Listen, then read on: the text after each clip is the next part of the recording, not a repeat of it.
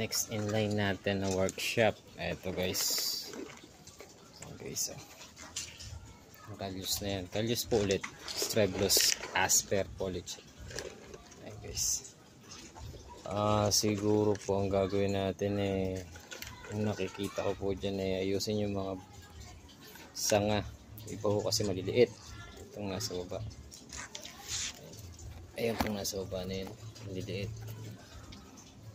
Kakatayin ko bukas.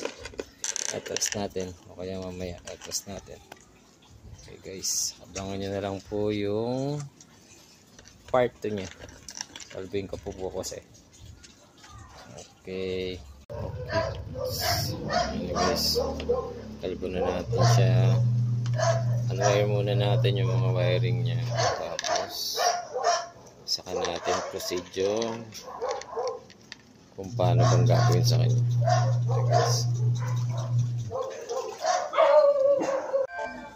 Okay guys, ayan na po siya, tapos na wiring na po natin siya. Inayos ko na po yung mga dapat itirang wire, sanga. Ayan guys, bali nag-initial wiring po ulit tayo. Yung iba kinadba ko po kasi kung unang makikita nyo yung mga ano niya, unang sanga niya malalaki kanina, di ba?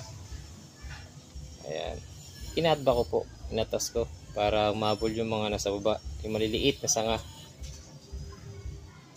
Kung magpapahabol po kayo yung mga nasa taas matataas, so putulan nyo lang po yun, iatras nyo lang ng bahagya, or depende o kung gaano kahaba, para po humahabol po yung mga nasa baba. Ayan guys, so semi cascade na Kalyus, ganyan po siya kalaki.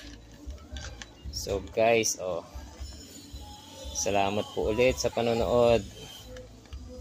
Okay, abangan nyo po ulit yung next video ko po ulit. Okay, salamat po.